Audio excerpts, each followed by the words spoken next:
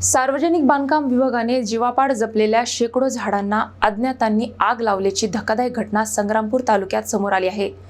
कवठळ ते माडाखेड फाटा मार्गावरील या घटनेमुळे पर्यावरण प्रेमींमध्ये संताप व्यक्त होत आहे। एकीकडे पर्यावरण संवर्धनासाठी शासन कोट्यवधी रुपये खर्च करून वृक्ष लागवड करत आहे, तर दुसरीकडे काही समाजकंटकांकडून निसर्गाचा घात केला जात असल्याचे चित्र बुलढाणा जिल्ह्यात समोर आले आहे।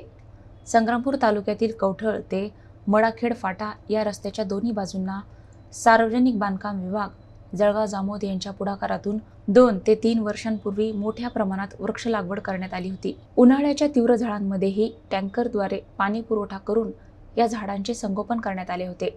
मात्र गेल्या 8 दिवसात अज्ञात व्यक्तींनी किंवा काही शेतकऱ्यांनी या झाडांना आग लावल्याचा संशय व्यक्त केला जात आहे। या आगीत रस्त्यालगतची शेकडो झाडे जळून खाक झाली असून पर्यावरणाचे मोठे नुकसान झाले आहे। घटनेची माहिती मिळताच सार्वजनिक बांधकाम विभागाचे उपविभागीय कार्यकारी अभियंता सचिन तायडे यांनी घटनास्थळी भेट देऊन पाहणी केली आणि पंचनामा करण्याचे आदेश दिले। दरम्यान हे कृत्य नेमके कोणी आणि कोणत्या उद्देशाने केले याचा शोध अद्याप लागलेला नसला तरी दोषींवर फौजदारी गुन्हा दाखल करण्यात येईल असा इशारा कार्यकारी अभियंता सचिन तायडे यांनी दिला आहे।